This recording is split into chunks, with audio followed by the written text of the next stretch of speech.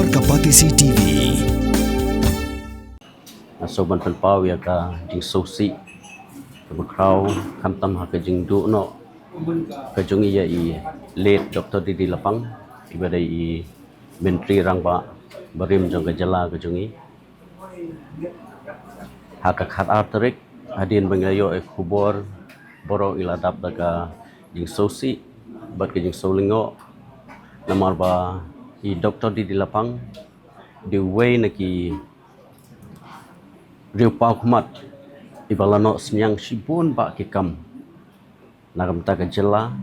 pat kerpang nam ta ka district kejungi te ka district kejungi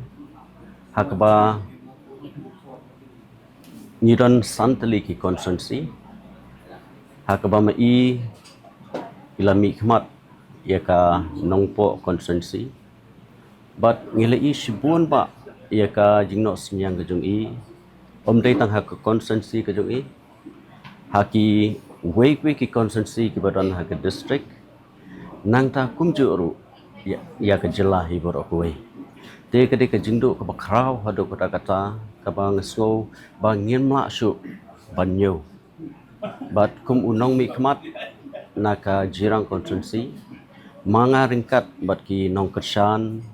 bat ki pajba jong ka konsensi hi borok way bat ka ribhoi district hi borok way ni penpau ya ka jing solem ya ka yeng ka sem ka jung i late Dr. Didi Lapang kamtam ha ka por jong ka jing e ka jingdom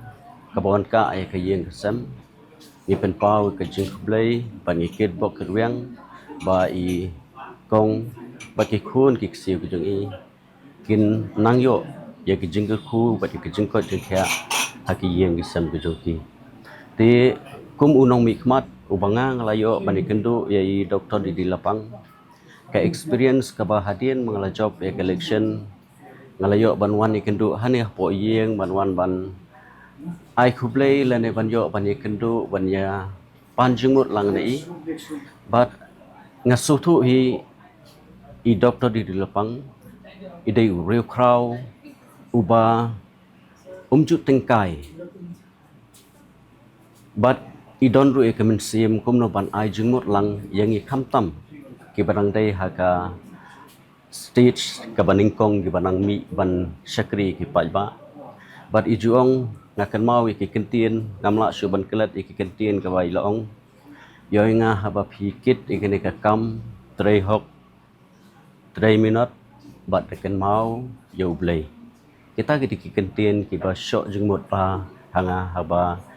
ngawan bani kendu i te kelong ka jingdu ka bakrau na ka benta ka konsensi ka jungi ka jingdu ka bakrau na ka benta ka district ka jungi bat kumju ka jingdu ka bakrau na ta ka jela ka jungi hi bro ko